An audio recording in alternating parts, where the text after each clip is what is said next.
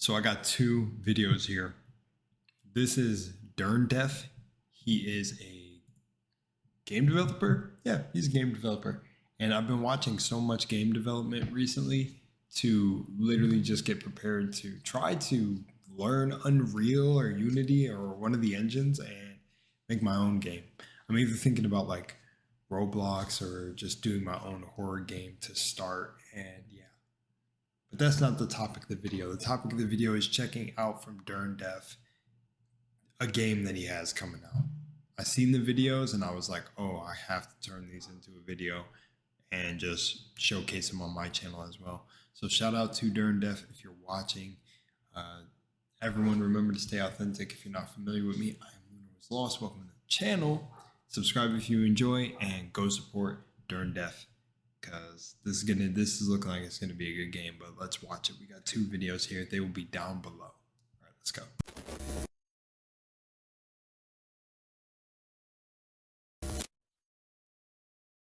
So first one here is PNG mall announcement trailer. So I didn't watch this yet.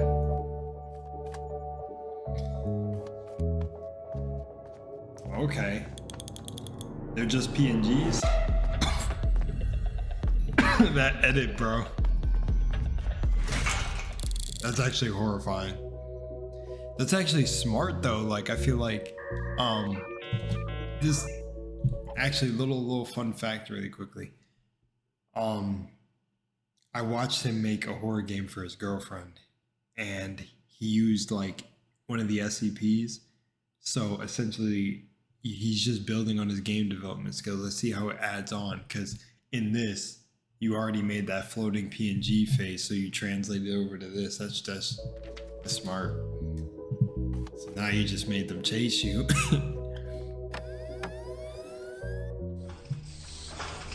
That's creepy.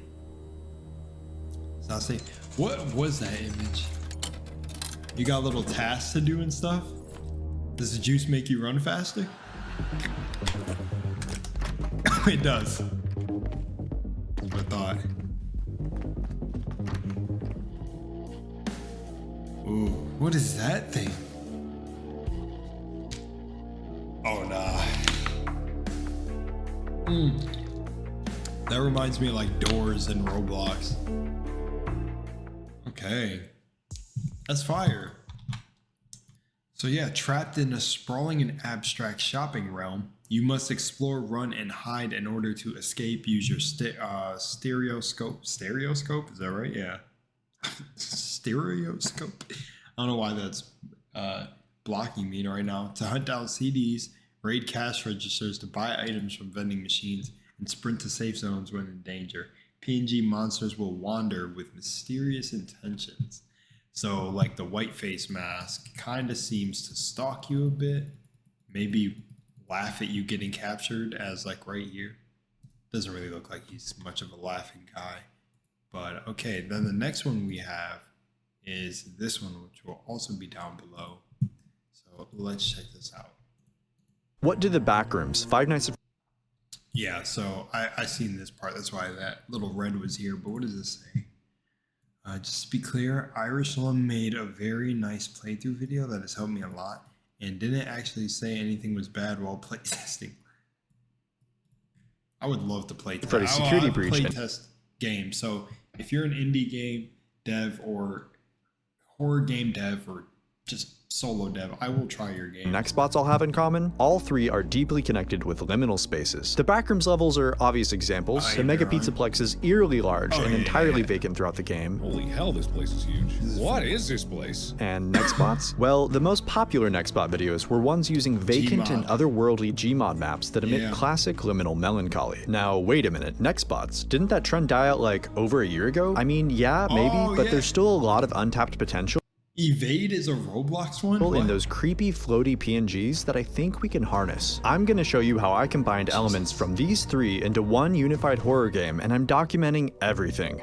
Wow. Well, if he's documenting everything, I can't wait to see how he put it together.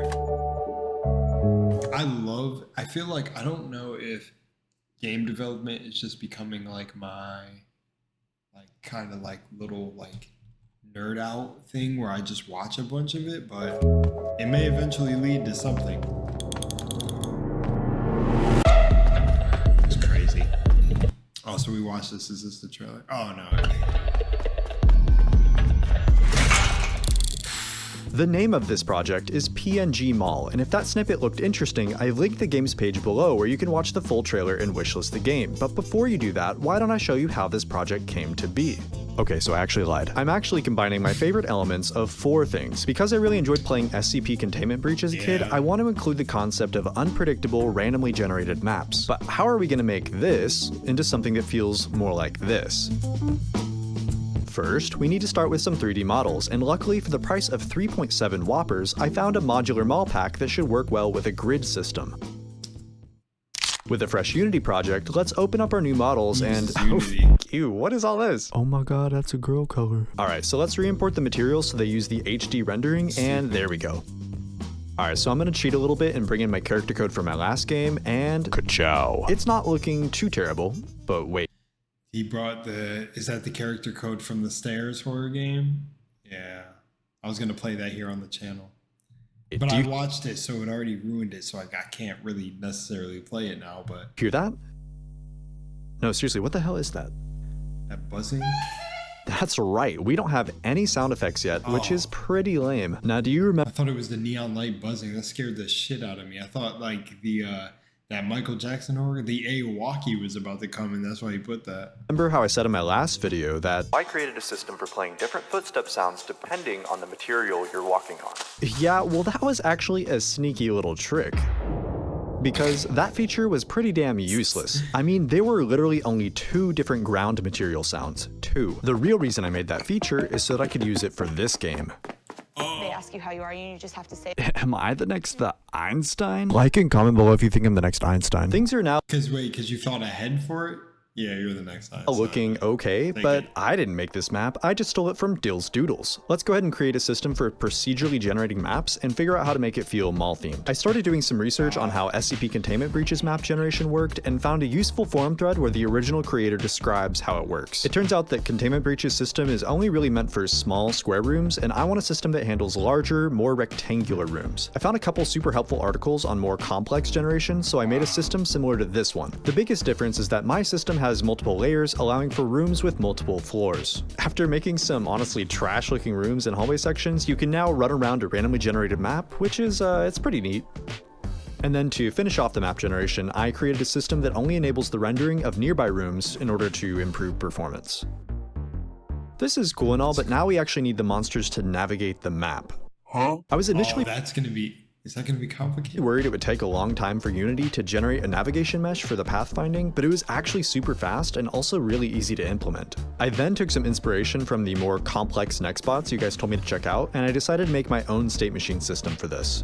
Running around and avoiding monsters is cool and all, but where's the actual game? Like, what's the end goal here? I really want to force the player to explore, so I decided that the player should hunt down CDs that are scattered across the mall. In order to find a CD, the player uses a stereoscope toy like this one. I removed the branding, Viewmaster, don't sue me. With a reel that has different tinted colors. The player can then flip through the different colors and only see the CD that matches the same color. When the player finds a CD, I want a new monster to activate, which will make the game harder as they collect more CDs. To prevent players from running through and grabbing all the CDs in one go, I forced them to return a CD in order to get a new color for their stereoscope. So now with the bare minimum done for a playable game. Wait, so that middle area where the white mask is the safe area? So when the character was running back, it's like the hub where you bring back the CDs? I uploaded what I made and asked the community to playtest, and I got some great suggestions. I think this game kinda sucks ass. I added another monster with a new ability and got some more good feedback.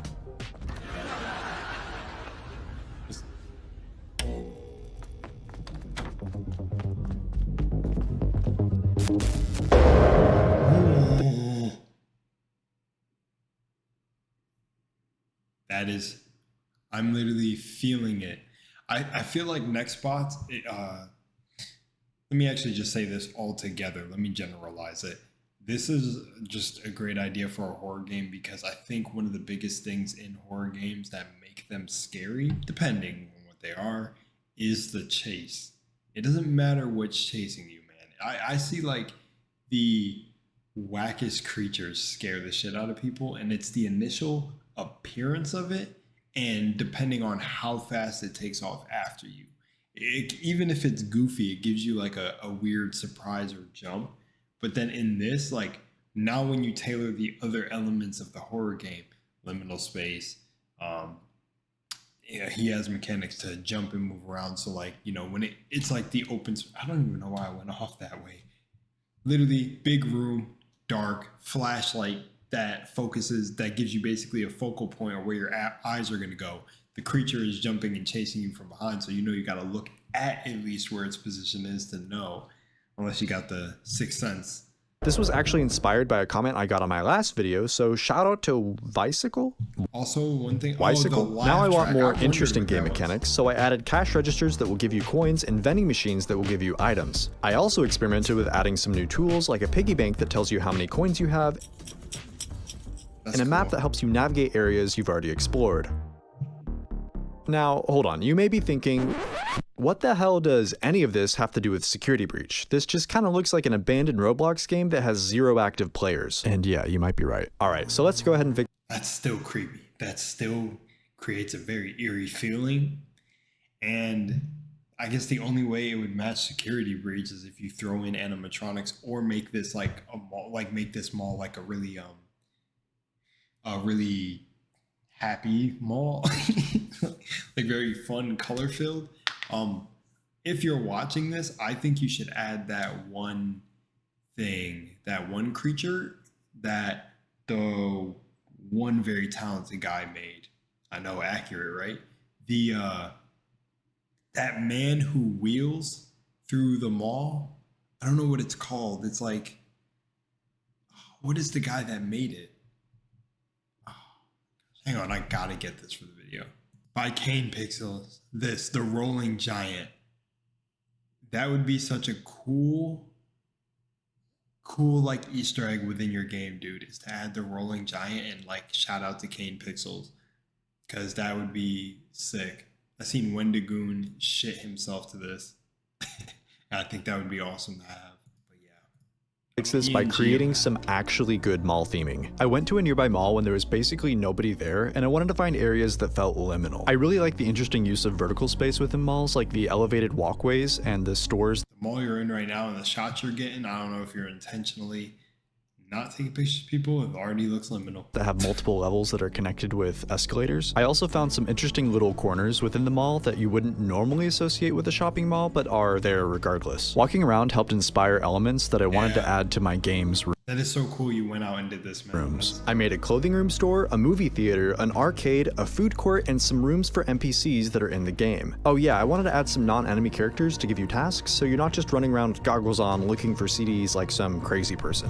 That's nice too, because when you add NPCs, it gives a sense of the world being alive or creatures being in there. Now the game is feeling a bit more liminal, and it's definitely giving me the vibes I wanted from Security Breach, although I definitely... Like, yeah, if you're going for liminal, I would say, like, you probably reduced as the amount of NPCs you put, but doing that low-key to me would make it feel not liminal. Need to add a lot more lighting and neon colors. Finally, with all this completed, we can go ahead and create a bunch of cool monsters with unique AI that will really set this game apart. Because I ran out of time though, I'll have to show you this in the next video because I'm gonna be honest with you, I haven't even started programming the new monsters yet. For now though, you can go wishlist this game on Steam to be notified when it comes out. It's called PNG Mall and the link is in the description. Alright.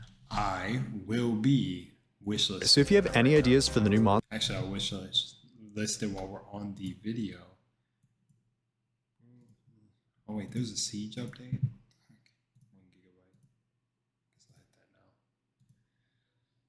See,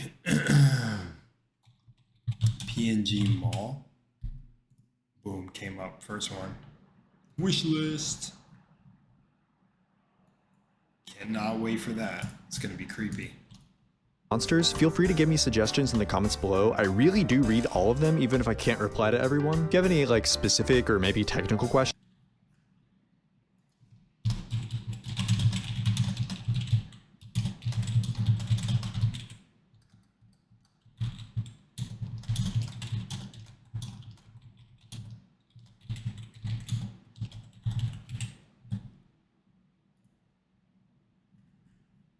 Or rolling you want giant NPC. answered, just aggressively start your comment below with "tell me right now" in all caps, and then I can sort them easier on the back end. I will see you guys later. Bye bye. Fire, very sick. Sick. I think you have a great idea on your hands, and I think you're gonna pull off the game really well. And I'll definitely play it. I don't like horror games, dude, but I secretly do enjoy them. Anyways, much love in Moonlight. Go show Derndeff some support, and I'm out of here.